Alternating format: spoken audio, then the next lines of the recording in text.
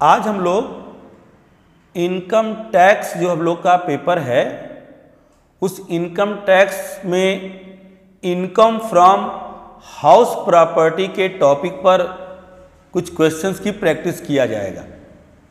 तो देखो हम एक क्वेश्चन यहाँ पर पढ़ रहे हैं जो आपकी स्क्रीन पर है, उसे आप अच्छे से पहले देखो और समझो, फिर हम इसकी टैक्सेबल इनकम को कैलकुलेट करते हैं। देखो इसमें लिख रहा है Roshan owned 2 building in Jamshedpur city, details relating to the properties are given below. Roshan के पास देखो 2 बिल्डिंग है जमशेदपुर में और उसके प्रीवियस ईयर के बारे में इंफॉर्मेशन दे रहा है। तो हम लोग का जो प्रीवियस ईयर इस समय है 2019 एंड 20 है, 1 अप्रैल 2019 से 31 मार्च 2020, और जो हम लोग का असेसमेंट ईयर है वो है 2020 टू 2021, 1 अप्रैल 2020 से 31 मार्च 2021 हमारा असेसमेंट ईयर है। अब देखो इसमें लिख रहा है building first used as residence, self residence के लिए यूज कर रहा है, जिसकी एनुअल रेंटल वैल्यू है 1 लाख, टैक्स पेड किया है 18,000 और रिपेयर्स कराया इस पर 30,000।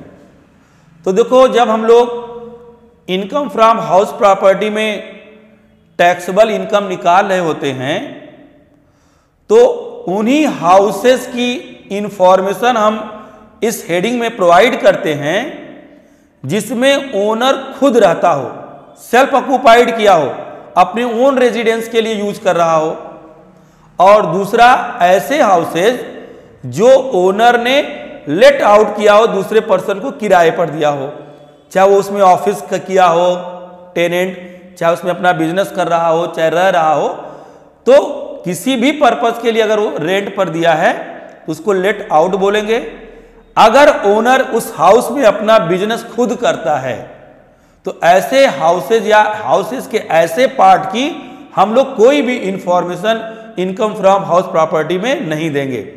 तो सिर्फ आप क्वेश्चन में पढ़ना, सेल्फ ऑक्यूपाइड है उसका इंफॉर्मेशन देना, और अगर किसी भी पर्सन को लेट आउट किराए पर दिया गया है उसकी इंफॉर्मेशन को हम लोग पढ़कर इसमें इंफॉर्मेशन के हिसाब से टैक्सेबल इनकम कैलकुलेट करेंगे। अब देखो इसमें आगे कर रहा है कि जो बिल्डिंग नंबर 2 है उसका रेंट कलेक्टेड दिया है फॉर 12 मंथ्स 6,000 पर मंथ, उसका एक्चुअल रेंट दिया है 72,000 पूरे ईयर का। फिर उसके बाद देखो जब रेंट की बारी आएगी इसमें कुल 4 तरह के रेंट आप इस पूरे टॉपिक में सुनोगे। एक होगा म्युनिसिपल वैल्यू, जिस भी सिटीज में वो हाउस है सिचुएटेड, उस शहर की जो म्युनिसिपल कॉरपोरेशन है वो अपने रजिस्टर्ड में उस हाउस की एक एनुअल वैल्यू लिखी होगी, ये हाउस इतने रेंट पर लेट आउट किया जा सकता है, किराए पर दिया जा सकता है। तो जो म्युनिसिपल कॉरपोरेशन वैल्यू लिखेगा उसको म्युनिसिपल वैल्यू बोलेंगे। एक रेंट आएगा फेयर रेंट, कि जिस हाउस की हम लोग टैक्सेबल इनकम निकालने जा रहे हैं उसी फैसिलिटी का हाउस, उतने ही एरिया का हाउस, उस एरिया में कितने रुपए मैक्सिमम रेंट पर लेट आउट है, कितना अधिक से अधिक उस तरह की फैसिलिटीज, उस तरह के एरिया के हाउसेस को हम किराए पर दे सकते हैं, तो मैक्सिमम रेंट वो हमारा फेयर रेंट कहलाएगा। तीसरा होगा स्टैंडर्ड रेंट, ऐसा रेंट जहां पर रेंट कंट्रोलर ऑफिसर बैठा हुआ है, रेंट कंट्रोल ऑफिसर जो रेंट डिसाइड करेगा वो हमारे लिए स्टैंडर्ड रेंट कहलाएगा। और चौथा होगा एक्चुअल रेंट, जो कि हाउस का ओनर अपने टेनेंट से ले रहा होगा। अब देखो यहां पे जब आप किसी भी लेट आउट हाउस की ग्रॉस एनुअल वैल्यू निकालने जाओगे, उसकी फर्स्ट इनकम को निकालने जाओगे, तो उसे क्वेश्चन में तुम्हें एक चीज चेक करनी होगी कि क्या उसमें स्टैंडर्ड रेंट दिया है, क्या रेंट कंट्रोल ऑफिसर द्वारा बताया गया रेंट उसमें है। तो ऐसे हाउसेस की इनकम, फर्स्ट इनकम जिसको ग्रॉस एनुअल वैल्यू कहोगे, उसके कैलकुलेशन का तरीका अलग होगा। और जिसमें स्टैंडर्ड रेंट नहीं दिया होगा उसकी ग्रॉस एनुअल वैल्यू कैलकुलेट करने का तरीका अलग होगा। तो हम लोग क्वेश्चन में लेट आउट में पहले डिसाइड करेंगे कि उसमें स्टैंडर्ड रेंट है कि नहीं है। फिर आगे देखो, टैक्स पेड किया है, तो हम लोग ग्रॉस एनुअल वैल्यू जब कैलकुलेट कर लेते हैं तो सबसे पहले उसमें से म्युनिसिपल कॉरपोरेशन को जो टैक्स ओनर पेड किया होता है उस टैक्स को आप माइनस कर दोगे। कंडीशन क्या होगी, ओनर द्वारा वो म्युनिसिपल टैक्स पेड होना चाहिए, चाहे वो किसी भी फाइनेंशियल ईयर का पेड करे। जैसे हम लोग का ये प्रीवियस ईयर है 2019-20, अगर ओनर 2019-20 यानी 2019-20 के करंट प्रीवियस ईयर में अगर वो 17, 18, 15, 16 का भी म्युनिसिपल टैक्स इसी ईयर में पेड करता है तो उसको भी माइनस करोगे। और साथ ही साथ अगर ये म्युनिसिपल टैक्स वो आने वाले ईयर्स 21, 22, 23 का भी पेड कर देता है 2019-20 में, वो भी माइनस कर दिया जाएगा। तो 2019-20 में जितना भी म्युनिसिपल टैक्स म्युनिसिपल उस हाउस का ओनर पेड करेगा आप सब ग्रॉस एनुअल से वैल्यू से माइनस कर दोगे। लेकिन अगर म्युनिसिपल टैक्स अनपेड है या म्युनिसिपल टैक्स टेनेंट ने पेड किया है, ऐसे म्युनिसिपल टैक्स को ग्रॉस एनुअल वैल्यू से लेस नहीं किया जाएगा। तो अगर क्वेश्चन में म्युनिसिपल टैक्स दिया हुआ है और क्लियर नहीं बतला रहा है कि ये पेड है कि अनपेड है, टेनेंट ने पेड किया है कि ओनर ने पेड किया है, तो आप ये अज्यूम करना कि वो during the previous year paid हो चुका है और उसको हाउस के ओनर ने ही पेड किया, आप उसको लेस कर दोगे। तो इसमें टैक्स पेड दिया 18,000। Interest paid on mortgage loan of building, उसने जिस बिल्डिंग का ये टैक्स कैलकुलेट कर रहा है उसको मॉर्गेज करके लोन ले लिया है, तो लोन का इंटरेस्ट भी माइनस होगा। लेकिन लोन के लेने का पर्पज हमें 4 होने चाहिए, तभी वो लोन के इंटरेस्ट को हम माइनस कर सकते हैं। पहला, जिस हाउस का हम ये टैक्सेबल इनकम निकालने जा रहे हैं उस हाउस को परचेज करने के लिए लोन लिया हो, उस हाउस को कंस्ट्रक्ट बनाने के लिए लोन लिया हो, उस हाउस के रिपेयर के लिए लोन लिया हो, उस हाउस के रिकंस्ट्रक्शन रीमॉडलिंग के लिए लोन लिया हो, तभी वो इंटरेस्ट उसकी टोटल इनकम से माइनस आप कर पाओगे। नहीं तो इंटरेस्ट का लोन माइनस नहीं होगा। 4 पर्पज होने चाहिए, purchasing of new house, constructing of new house, repairing of old house या रीमॉडलिंग या रिकंस्ट्रक्शन ऑफ ओल्ड हाउस। अगर इसके अलावा अदर पर्पस के लिए लोन लिया गया है तो उसका इंटरेस्ट माइनस नहीं किया जाएगा। यहां पर बिल्डिंग को मॉर्गेज करके उसने 1 लाख लोन लिया। फिर लिखा आगे कि जिसमें रीमॉडलिंग के लिए बिल्डिंग नंबर 2 की रीमॉडलिंग के लिए उस लोन का 50,000 रुपए खर्च किया। दूसरा कह रहा है कि उसने एक फर्म में एक पार्टनर्स को एडवांस दिया है, advance to firm where Roshan a partner, मैं एक फर्म को एडवांस दिया है 30,000 और 20,000 वो अपने पर्सनल एक्सपेंस में अपने बच्चे के एजुकेशन पर खर्च किया। यानी जो लोन लिया वो 1 लाख रुपए उसका 3 पर्पज में यूज किया। पहला पर्पज बिल्डिंग की रिमॉडलिंग के लिए यूज किया 50,000, फिर उसके बाद एक लोन दिया है 30,000 रुपए और फिर पर्सनल एक्सपेंस के लिए 20,000 खर्च किए हैं। इसी हिसाब से हम ये देखेंगे कि बिल्डिंग के पर्पज के लिए लोन जो लिया होगा वही इंटरेस्ट को माइनस कर पाएगा।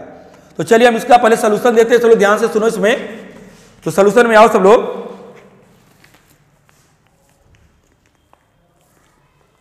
तो देखो इसमें पहला जो हाउस है उसकी सेल्फ ऑक्युपाइड हाउस है। तो जब सेल्फ ऑक्युपाइड हाउस होते हैं तो ऐसे हाउसेस की स्टार्टिंग नेट एनुअल वैल्यू से करते हो। तो नेट एनुअल वैल्यू से पहले 2 चीजें हम लिख चुके होते हैं, ग्रॉस एनुअल वैल्यू, उसमें से म्युनिसिपल टैक्स माइनस करने के बाद जो वैल्यू आएगी उसको नेट एनुअल वैल्यू बोलेंगे।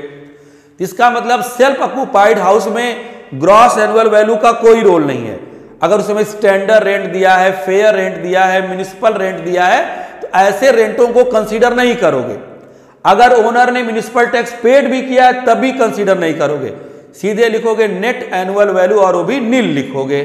तो सबसे पहले हमने सेल्फ ऑक्युपाइड की नेट एनुअल वैल्यू को नील लिख दिया, इसमें कोई भी म्युनिसिपल टैक्स कोई भी माइनस नहीं होगा। सीधे इसमें से एक आइटम माइनस होगा। अगर इस सेल्फ ऑक्यूपाइड हाउस को तुमने लोन लेकर बनवाया है, उसको बनवाया, कंस्ट्रक्शन कराया है, और प्रीवियस ईयर 2019-20 में लोन आपके ऊपर है, उसका इंटरेस्ट माइनस करोगे। चाहे वो आप उस ईयर में लोन का इंटरेस्ट पेड किए हो चाहे नहीं किए हो, इंटरेस्ट ऑन लोन हमेशा माइनस किया जाएगा। और म्युनिसिपल टैक्स तभी माइनस होगा जब वो पेड होगा, और इंटरेस्ट ऑन लोन अगर हमारे ऊपर करंट प्रीवियस ईयर में लोन है तो उसके इंटरेस्ट को माइनस कर देंगे, चाहे हमने उसी बैंक को उस ईयर में इंटरेस्ट पेड किया है चाहे नहीं किया है। ध्यान देना, दोनों में भी डिफरेंस है। दूसरी चीज देखो, अब इसमें से एक ही चीज माइनस करनी है, इंटरेस्ट ऑन लोन। तो इसमें देखो जो फर्स्ट हाउस है उसके दो इंफॉर्मेशन दिया, टैक्स पेड जिसको आप माइनस करोगे नहीं, और दूसरा रिपेयर्स पेड किया, तो रिपेयर्स को नहीं माइनस करेंगे। लेकिन रिपेयर अगर लोन लेकर कराता, उस लोन का इंटरेस्ट देता, तो ऐसे इंटरेस्ट को हम लोग इसमें से माइनस कर देते, जो कि इसमें क्वेश्चन में नहीं दिया है, और इसकी नेट एनुअल वैल्यू नील और इसकी टैक्सेबल इनकम भी नील करके छोड़ दिया जाएगा। अब सेकेंड नंबर पे देखो, जो सेकेंड हाउस है वो हाउस लेट आउट है, वो किराए पर दिया गया हाउस है। तो लेट आउट हाउस की स्टार्टिंग आप ग्रॉस एनुअल वैल्यू से करोगे। तो सबसे पहले इसमें लिखोगे gross annual value, gross annual value. तो जब ग्रॉस एनुअल वैल्यू निकालना तो पहले क्वेश्चन में एक आदत मानो, अपनी हैबिट में डालो कि हम उस क्वेश्चन में पहले देखेंगे कहीं स्टैंडर्ड रेंट तो नहीं दिया है। तो देखो इस वाले क्वेश्चन में कोई स्टैंडर्ड रेंट नहीं दिया है। स्टैंडर्ड रेंट देगा तो मेरी ग्रॉस एनुअल वैल्यू के कैलकुलेट करने का तरीका अलग होगा, अगर नहीं दिया होगा तो अलग होगा। फिर दूसरे नंबर पे ये चेक करना क्या ये हाउस वैकेंट तो नहीं रहा है, खाली तो नहीं रहा है। अगर खाली रहेगा तो भी इसके ग्रॉस एनुअल वैल्यू कैलकुलेट करने का तरीका बदल जाएगा। तो देखो इस क्वेश्चन में ना तो स्टैंडर्ड रेंट दिया है, ना तो हाउस के वैकेंट होने की कोई इंफॉर्मेशन दी है। तो ऐसी कंडीशन में हम लोग जब ग्रॉस एनुअल वैल्यू निकालेंगे तो तीन रेंट्स में कंपेयर करेंगे, म्युनिसिपल वैल्यू, फेयर रेंट और एक्चुअल रेंट। तो देखो इस क्वेश्चन में कहीं भी इस हाउस की कोई म्युनिसिपल वैल्यू नहीं दिया है और कोई फेयर रेंट नहीं दिया हुआ है, कोई भी म्युनिसिपल वैल्यू या फेयर रेंट नहीं दिया हुआ है। लेकिन एक्चुअल रेंट देखो बोला है कि 12 मंथ का 6,000 पर मंथ, तो हो जाएगा 72,000। फिर इन तीनों में जो सबसे ज्यादा होगा उसी को लिख लोगे। अगर म्युनिसिपल वैल्यू मान लो 80,000 रहता, ये 60,000 रहता, ये 72,000, तो म्युनिसिपल वैल्यू हमारा ग्रॉस एनुअल वैल्यू बनता। अगर फेयर रेंट ज्यादा रहता तो फेयर रेंट हमारी इनकम मानी जाती। देखो इनकम टैक्स के इस लेसन में जो एक्चुअल इनकम इस हाउस की है, वो जो टेनेंट हमको किराया दे रहा है, तो एक्चुअल रेंट ही हमारी टैक्सेबल इनकम गवर्नमेंट नहीं माने। गवर्नमेंट कहेगी कि हमारे रूल के हिसाब से हम तय करेंगे कि इस हाउस की इनकम कितनी होनी चाहिए। तो अब यहां पर गवर्नमेंट ने रूल बनाया कि इन तीन रेंट में कंपेयर करो, जो सब में तीनों में सबसे ज्यादा हो। तो यहां पर 72,000 लिख लिया। अगर हाउस वैकेंट रहा है, 1, 2 महीने 3 महीने खाली रहा, उसमें ना तो किराएदार रहा, ना तो मकान मालिक, टेनेंट और ओनर में से कोई नहीं रहा, तो उतने महीने का एक्चुअल रेंट यहां माइनस कर दोगे। और अगर प्रीवियस ईयर में कोई अनरियलाइज रेंट है और रूल्स 4 को सेटिस्फाई कर रहा है, तो उस अनरियलाइज रेंट को भी माइनस कर दो, जो कि इस क्वेश्चन में नहीं दिया हुआ है। तो सीधे हम लोग इसकी ग्रॉस एनुअल वैल्यू को 72,000 को लिख लेंगे। फिर देखो इसमें टैक्स पेड किया गया है 18,000, यानी इस हाउस के लिए म्युनिसिपल टैक्स 18,000 रुपए पेड किया गया है, और ये 18,000 ये मानकर लगाओगे कि ओनर ने पेड कर दिया। अब इसमें से माइनस कर दोगे, लेस म्युनिसिपल टैक्स 18,000 और इसकी नेट एनुअल वैल्यू हो जाएगी 54,000। तो नेट एनुअल वैल्यू 54,000 हम लोग ने लिख लिया। अब जहां नेट एनुअल वैल्यू हमको मिली, तुरंत एक डिडक्शन आपको दे देना है सेक्शन 24 का। तो गवर्नमेंट ने ये रूल बनाया कि आप जितनी भी नेट एनुअल वैल्यू करोगे उसके 30% पर हम टैक्स नहीं लगाएंगे, लेकिन आपके उस हाउस के लिए उस प्रीवियस ईयर में किए गए किसी भी एक्सपेंस को हम एक्सेप्ट भी नहीं करेंगे। अगर हमने उस हाउस के लिए रिपेयर कराया, 2019-20 में इंश्योरेंस प्रीमियम दिया, ग्राउंड रेंट दिया, कलेक्शन चार्जेस दिए, तो गवर्नमेंट ऐसे एक्सपेंसेस को हमारी इनकम से लेस नहीं करेगी। वो कहेगी आपको हम 30% का डिडक्शन देते हैं जिनमें ये सारे एक्सपेंस आपको इंक्लूड हैं।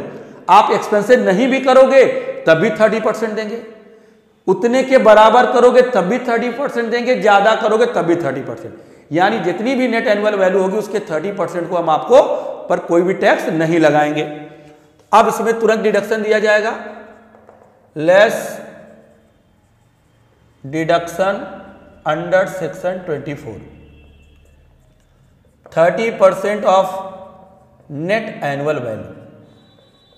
तो 54,000 का 30% निकाल देंगे,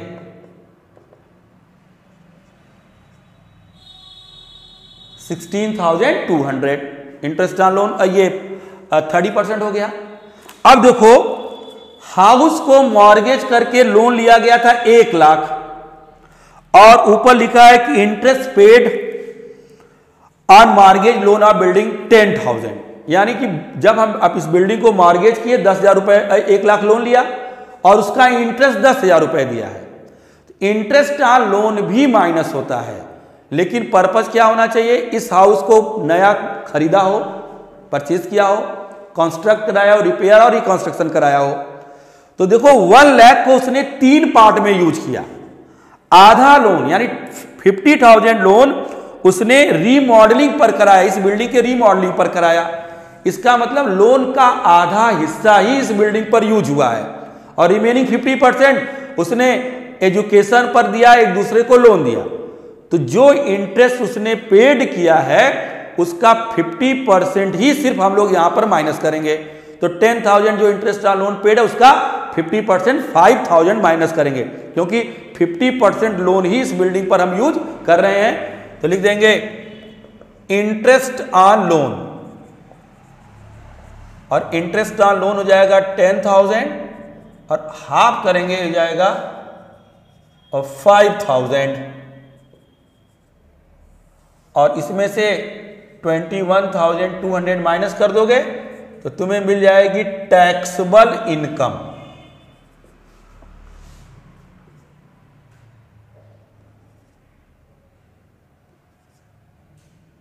$32,800। ये नील है, लॉ, ये या तो देखो सेल्फ ऑक्यूपाइड हाउस या तो नील रहेंगे या तो लॉस में जाएंगे। अब हम लोग इसको जोड़े, टोटल टैक्सेबल इनकम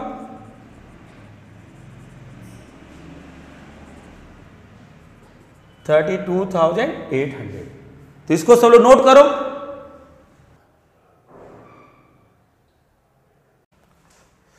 चलो, तो अभी हम लोगों ने एक क्वेश्चन की प्रैक्टिस की। अब हम लोग एक दूसरे क्वेश्चन पर आते हैं जो इसी topic income from house property से ही रिलेटेड है। तो देखो इस क्वेश्चन को भी हम पढ़ रहे हैं, आप स्क्रीन पर देखो इसको। Compute the income from house property from the following information. देखो इसमें फेयर रेंट दिया हुआ है। फेयर रेंट वो रेंट होता है जो वैसे ही हाउसेस उस एरिया में कितने मैक्सिमम रेंट पर लेट आउट हो सकते हैं। फेयर रेंट हुआ 72,000। लेट आउट पर मंथ दिया है 7,000 जो कि टेनेंट उस हाउस के लिए पेड कर रहा है, और स्टैंडर्ड रेंट दिया है 60,000, यानी जो रेंट कंट्रोल ऑफिसर ने जो रेंट बतलाया है। अब देखो इस हाउस का स्टैंडर्ड रेंट दे चुका है, तो अब स्टैंडर्ड रेंट जब दे देगा तो इसके कैलकुलेट करने का ग्रॉस एनुअल वैल्यू का तरीका बदलेगा। अभी हम लोग एक्सप्लेन करेंगे, देखिएगा। इसने म्युनिसिपल टैक्स 20% पेड किया है म्युनिसिपल वैल्यू का। 2018-19 का 10,000 दिया है, 2019-20 का भी 10,000 दिया है। तो जब कोई भी म्युनिसिपल टैक्स 2 ईयर या 3 ईयर या 4 ईयर, कोई भी आप 2019-20 में जितना भी म्युनिसिपल टैक्स पेड करोगे सभी माइनस कर दिया जाएगा। अदर इंफॉर्मेशन में लिख रहा है कि house remained vacant for 2 month. House 2 महीने खाली भी रहा है, यानी लॉस ऑफ वैकेंसी भी इस पर अप्लाई होगी। फिर लिख रहा है कि unrealised rent allowed as deduction in assessment year 2018 and 19 but receiving during the previous year 2019 and 20,000। अब देखो इसमें अनरियलाइज रेंट रिसीव कर रहा है। अगर 2019-20 में अनरियलाइज रेंट रहता, अनरियलाइज रेंट हो जाता और वो रूल 4 को सेटिस्फाई करता तो उसको ग्रॉस एनुअल वैल्यू से लेस कर देते। लेकिन अगर आप प्रीवियस ईयर में अनरियलाइज रेंट रिसीव्ड कर रहे हो, इसका मतलब वो बीते ईयरों के हैं, बीते फाइनेंशियल ईयर के हैं, तो वो आपकी इस ईयर की इनकम में ऐड हो जाएगा अलग से। फिर लिख रहा है उसमें expenditure incurred on collecting unrealise rent. हमारा जो इनकम फ्रॉम हाउस प्रॉपर्टी है 30% के अलावा किसी अदर एक्सपेंस को वो लेस नहीं करता है, अदर एक्सपेंस को माइनस नहीं करता है। तो अदर एक्सपेंस जब माइनस नहीं करेगा तो ये भी एक्सपेंस अलाउड नहीं होगा। और फिर देखो कह रहा है कि इस ईयर में एरियर ऑफ रेंट 12,000 मिला है, 12,000 रुपए का ऐसा रेंट मिला हुआ है जो बकाया था और इस ईयर में हमें मिल गया।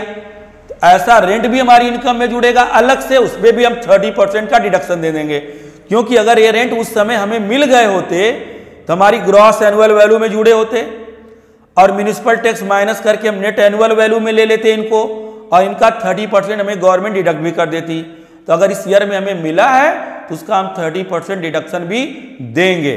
तो चलो हम लोग इसका सोल्यूशन देते हैं। चलो ध्यान से देखो इस क्वेश्चन को। तो पहले तो इस क्वेश्चन को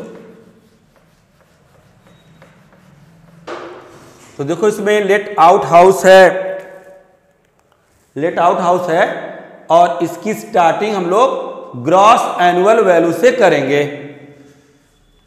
एक ही हाउस इसके पास है, अमाउंट का एक कॉलम इस तरह बना लेंगे हम लोग और लिखा जाएगा ग्रॉस एनुअल वैल्यू।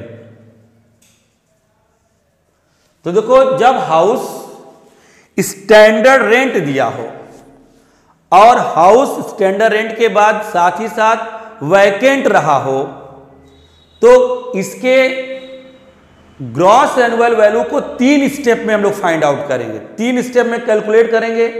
जो रूल के हिसाब से वैल्यू आएगी उसी वैल्यू को हम लोग ग्रॉस एनुअल वैल्यू लिखा जाएगा। तो पहला स्टेप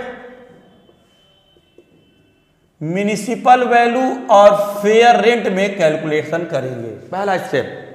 तो देखो म्युनिसिपल वैल्यू डायरेक्ट तो नहीं दिया, लेकिन कह रहा है कि अगर म्युनिसिपल वैल्यू का हम 20% पेड करते हैं तो हमारा म्युनिसिपल टैक्स 10,000 बनता है।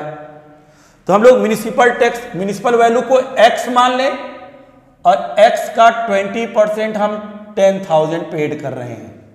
तो x की वैल्यू निकालने के लिए ये अपना 100 से मल्टीप्लाई हो जाएगा और 20 से डिवीजन कर दिया जाएगा, ये हो जाएगा 50,000। तो इसकी म्युनिसिपल वैल्यू आ गई 50,000। देखो रूल के हिसाब से अगर 50,000 का तुम 20% लो तो देखो 10,000 म्युनिसिपल टैक्स बन जाएगा। ऐसे निकाल देंगे, ऐसे क्रॉस मल्टीप्लाई करके। फिर देखो क्वेश्चन में फेयर रेंट दिया हुआ है 72,000। तो पहला कंपेयर इन दोनों में करना, दोनों में जिसकी वैल्यू सबसे ज्यादा होगी, जो हाईएस्ट वैल्यू पर होगा इनके कंपेयर करने में, उसको सबसे पहले आप यहां लिख लोगे 72,000 पूरे ईयर का लोगे। हाउस भले हमारा वैकेंट रहा लेकिन सबसे पहले रेंट पूरे ईयर के ही लिखे जाएंगे। फिर सेकेंड नंबर पर इसका कंपेयर तुम स्टैंडर्ड रेंट से करना, ये भी पूरे 1 ईयर का लोगे और स्टैंडर्ड रेंट दिया हुआ है 60,000। फिर इन दोनों में जो सबसे कम वैल्यू होगी, स्मॉलेस्ट वैल्यू, उसको आप लोगे। इन दोनों में सबसे कम है 60,000। और फिर थर्ड नंबर पर इस स्टैंडर्ड रेंट का तुम कंपेयर एक्चुअल रेंट से करना। तो देखो एक्चुअल रेंट पर मंथ 7,000 दिया हुआ है, तो 7,000 इंटू 12 84,000। अब इन दोनों में जो सबसे ज्यादा होगा उसको लिख लोगे। पहला स्टेप म्युनिसिपल वैल्यू फेयर में कंपेयर किया, इन दोनों में जो हाईएस्ट है उसको लिखा। जो हाईएस्ट वैल्यू आई उसकी कंपेयर हमने स्टैंडर्ड रेंट से किया, और स्टैंडर्ड रेंट और इन दोनों में जो कम होगा उसको लिख लिया। फिर उसका कंपेयर हम एक्चुअल रेंट से किए और इन दोनों में जो सबसे ज्यादा होगा उसको लिख लिया। अब जितने महीने हाउस वैकेंट रहा है उतने महीने का तुम एक्चुअल रेंट माइनस करोगे। अब एक ध्यान देना कि यहां पर म्युनिसिपल वैल्यू भी हो सकती है, फेयर रेंट भी हो सकता है, स्टैंडर्ड रेंट भी, कोई भी रेंट वहां पर हो सकता है। लेकिन जब आप लॉस ऑन वैकेंसी माइनस करने जाओगे तो एक्चुअल रेंट को ही माइनस करोगे। इसमें से हम लोग लेस कर दें, लॉस ऑन वैकेंसी 7000 और हाउस कितने महीने वैकेंट रहा देखो 2 मंथ्स, तो 14000 और इसका जो 70,000 हो जाएगी ग्रॉस एनुअल वैल्यू। जो अनरियलाइज रेंट रिसीव्ड था, अगर यही कहता कि during the previous year there was unrealised rent, तो आप उस समय उस अनरियलाइज रेंट को इसमें से लेस करते। अगर लिख देता if he satisfied all the 4 conditions, तब आप इसको इसमें से लेस कर देते। लेकिन वो अनरियलाइज रेंट रिसीव्ड हुआ है ड्यूरिंग द प्रीवियस ईयर, हमें वो मिला नहीं है वाले रूल में नहीं, वो रिसीव वाले रूल से लगेगा। अब यहां पर ग्रॉस एनुअल वैल्यू हमने 70,000 लिख लिया। अब इसमें से हम लोग म्युनिसिपल टैक्स को माइनस कर दें, तो लिख देंगे लेस म्युनिसिपल टैक्स। अब देखो इस ईयर में उसने 2 म्युनिसिपल टैक्स पेड किए, 18-19 का 10,000 और 19-20 का 10,000, 2 पेड किया। तो municipal tax during the previous year owner जितना भी पेड कर दे सब माइनस हो जाएगा। तो हम लोग 20,000 यहां से माइनस कर दें तो मिला 50,000, और अब ये कहलाएगा net annual value. Net annual value. अब तुरंत इसमें से डिडक्शन दो, लेस डिडक्शन अंडर सेक्शन 24 का तुरंत डिडक्शन देंगे। 30% ऑफ नेट एनुअल वैल्यू, यानी 50,000 के 30% पर गवर्नमेंट कोई भी टैक्स नहीं लेगी, लेकिन किसी अदर एक्सपेंस को इस इनकम से माइनस भी करने को अलाउ नहीं करेगी। अब उसके बाद देखेंगे कि क्या हाउस के परचेज करने के लिए, कंस्ट्रक्ट करने के लिए, रिकंस्ट्रक्शन रिपेयर के लिए कोई लोन लेकर उसका इंटरेस्ट दिया है। तो ऐसी देखो कोई इंफॉर्मेशन नहीं है, इंटरेस्ट की कोई भी इंफॉर्मेशन नहीं दी गई है कि लोन उसने लिया है। इसी 15,000 को इसमें से माइनस कर दो तो तुम्हें मिला 35,000, और ये कहलाएगी हमारी टैक्सेबल इनकम। अब इस ईयर में अगर एरियर ऑफ रेंट रिसीव्ड हुआ है, अनरियलाइज रेंट रिसीव्ड हुआ है 1920 में, बीते ईयर्स के वो भी ऐड होंगे, लेकिन उनमें भी 30% लेस करके ही ऐड करोगे, क्योंकि अगर वो उस ईयर में मिल गए होते तो यहां जुड़े रहते, और जब यहां जुड़े रहते तो उनका 30% भी हम लेस करते, इसलिए उनको इस ईयर में लेस किया जाएगा। इसमें हम लोग ऐड करेंगे unrealise rent received. Unrealise rent received देखो हुआ है 20,000, और कह रहा है कि इसके रियलाइजेशन पर 5,000 उसने एक्सपेंस भी किया है। ऐसे किसी भी एक्सपेंस को इनकम टैक्स अलाउड नहीं करेगा, इनकम टैक्स केवल 30% छोड़ देगा। तो अब इसमें से हम लेख कर देंगे लेस 30%, 6,000, ये हो जाएगा 14,000, और फिर एरियर ऑफ रेंट भी रिसीव्ड हुआ है। एरियर ऑफ रेंट रिसीव्ड हुआ है देखो क्वेश्चन में 12,000, और इस पर भी आप लेस कर दोगे 30%, 3,600, 8,400। अब इन तीनों को ऐड कर लेंगे, हमें मिल जाएगी टोटल टैक्सेबल इनकम। ऐड कर देंगे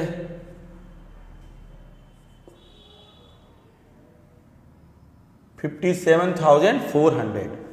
अब इन क्वेश्चन को दोनों को प्रैक्टिस करेंगे। नेक्स्ट आप बहुत जल्दी आपको इस पर हाउस प्रॉपर्टी के कुछ और एडवांस और इंपॉर्टेंट टॉपिक्स पर हम लोग क्वेश्चन की प्रैक्टिस करेंगे।